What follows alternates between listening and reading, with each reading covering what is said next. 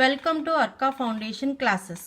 Hello students, ఈ వీడియోలో నేను మీకు soap and saponification so 10th class text బుక్లో ఉన్న సిలబస్లో కార్బన్ అండ్ ఇట్స్ కాంపౌండ్స్ లెసన్లో ఉన్న లాస్ట్ టాపిక్ ఇది.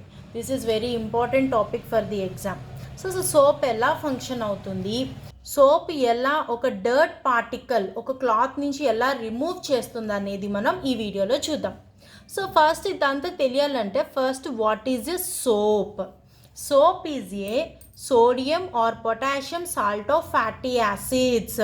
కార్బన్ కాంపౌండ్స్లో ఉన్న యాసిడ్స్లో ఫ్యాటీ యాసిడ్స్లో యాసిడ్ గ్రూప్లో హెచ్ ప్లస్ ఉంటుంది కదా, ఆ హెచ్ ప్లస్ ప్లేస్లో సోడియం కానీ పొటాషియం కానీ ఉంటే అది soap formula. So soap general formula is RCOONA.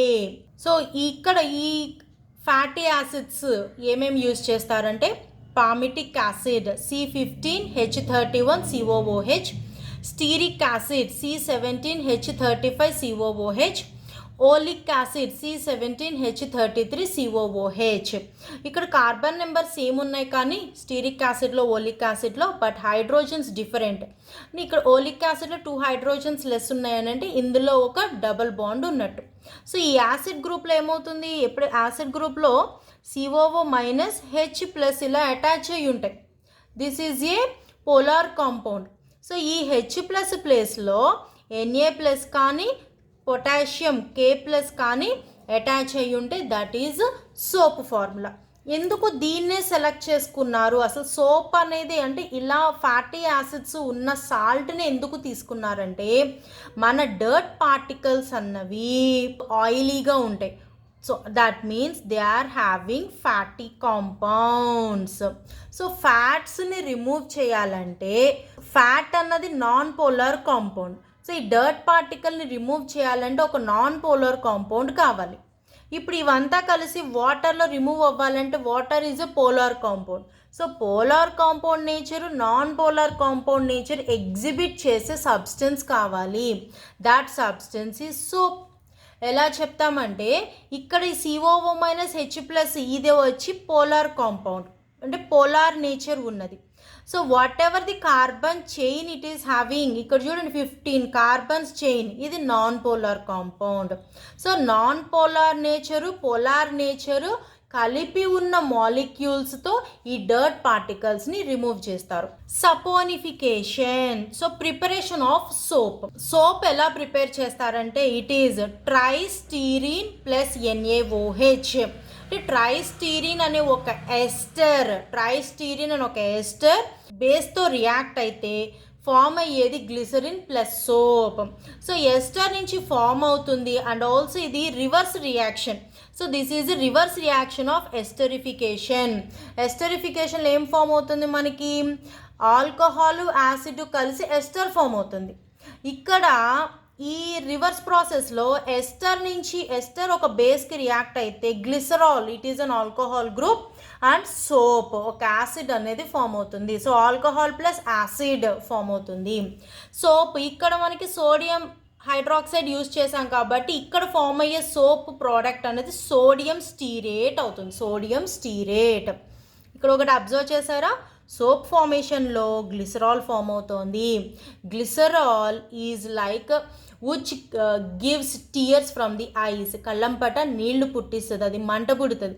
So అందుకనే సోప్ అన్నది మనకి కంట్లో పడితే మంట పుట్టేది. ఏ సోప్ కంటెంట్ అంటే ఏ రియాక్షన్లో అయితే ఈ గ్లిసరిన్ కంటెంట్ని రెడ్యూస్ చేస్తారో ఆ సోపు మంట పుట్టదు. ఎక్కడైతే గ్లిసరిన్ కంటెంట్ ఎక్కువ ఉంటుందో ఆ సోప్ అన్నది మంట పుడుతుంది.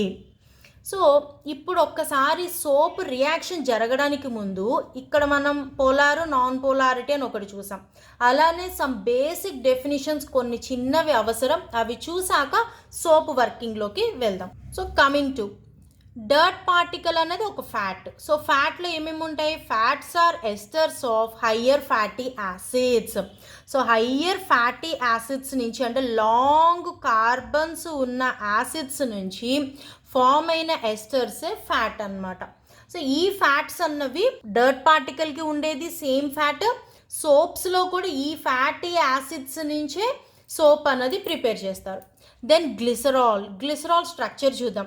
CH2OH, CHOH, CH2OH. Trihydroxy alcohol. So 3 alcohol groups ఉన్నాయి 3 కార్బన్స్కి. దీని IUPAC నేమ్ చూద్దాం. IUPAC నేమ్కి వచ్చేసరికి ఇక్కడ ప్రిఫిక్స్ ఏమీ లేదు, అన్ని సఫిక్స్, ఫంక్షనల్ గ్రూప్ ఉంది. ఎన్ని కార్బన్స్ ఉన్నాయి? 3 కార్బన్స్ ఉన్నాయి.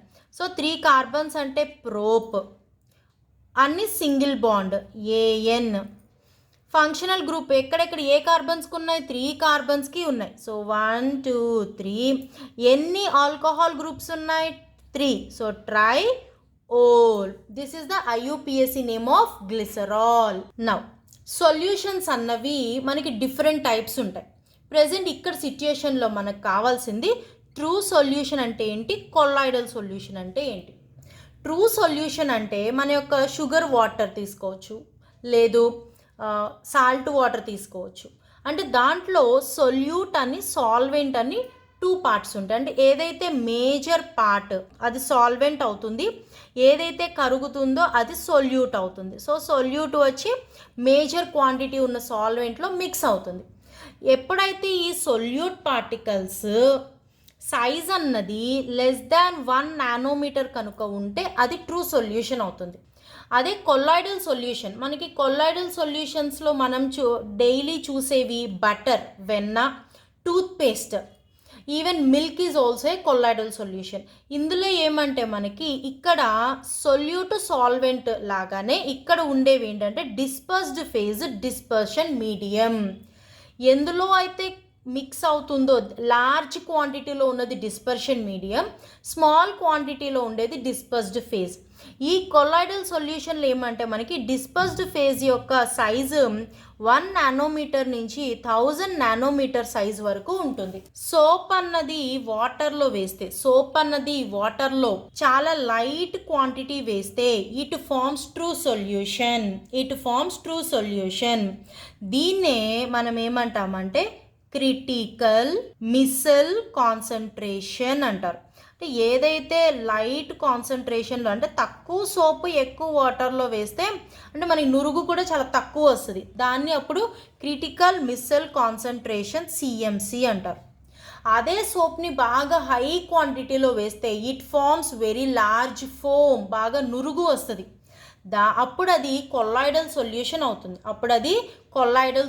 అవుతుంది. సో బాగా హయ్యర్ కాన్సన్ట్రేషన్స్లో కనుక సోప్ని కానీ సర్ఫ్ని కానీ వాటర్లో మిక్స్ చేస్తే దాన్ని కొల్లాయిడల్ సొల్యూషన్ అవుతుంది. అది అక్కడ ఫామ్ అయ్యే పార్టికల్స్ పేరుని మిస్సెల్, డైరెక్ట్ మిస్సెల్ అని కానీ అసోసియేటెడ్ కొల్లాయిడ్స్ అని కానీ అంటారు.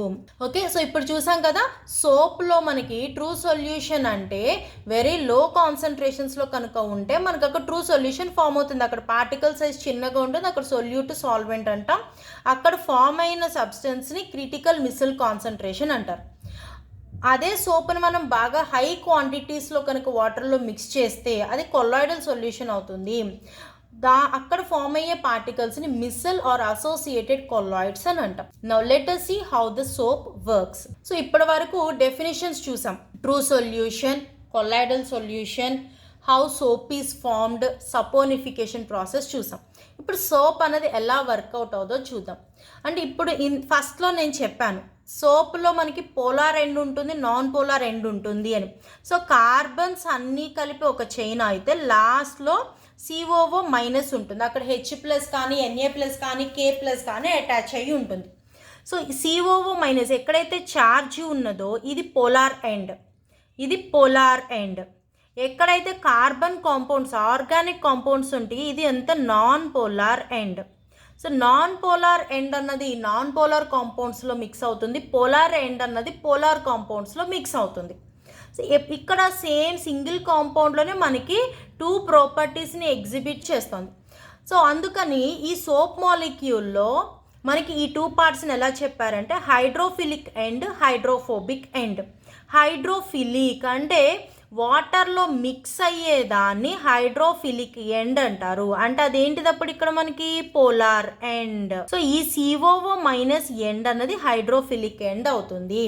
హైడ్రోఫోబిక్ ఎండ్ అంటే వాటర్లో మిక్స్ అవ్వదు. హైడ్రోఫోబిక్ ఎండ్ అంటే వాటర్లో మిక్స్ అవ్వదు అంటే ఇది ఏమవ్వాలి అప్పుడు నాన్ పోలార్ ఎండ్ అవ్వాలి. సో ఈ నాన్ పోలార్ ఎండ్ అన్నది మనకి హైడ్రోఫోబిక్ ఎండ్ అవుతుంది. సో సోప్లో మనకి 2 ఎండ్స్ ఉన్నాయి, హైడ్రోఫిలిక్ ఎండ్, హైడ్రోఫోబిక్ ఎండ్. ఇప్పుడు ఇవి డర్ట్ పార్టికల్తో ఎలా రియాక్ట్ అవుతుందో చూద్దాం. సో ఒక బకెట్ వాటర్ తీసుకున్నాం. సో ఈ వాటర్ బకెట్కి హాఫ్ వరకు వాటర్, దీంట్లో ఒక క్లాత్ కనుక వేస్తే దీనికి ఇక్కడెక్కడో ఒక డర్ట్ పార్టికల్ ఉందనుకో. సో దీంట్లో సోప్ అన్నది మిక్స్ చేసాం, సోప్ ఆర్ సర్ఫ్ మిక్స్ చేస్తే ఈ డర్ట్ అన్నది ఏం substance, fatty substance. Fatty substance అంటే ఏమవుతుంది, ఇది నాన్ పోలార్ కాంపౌండ్ అవుతుంది.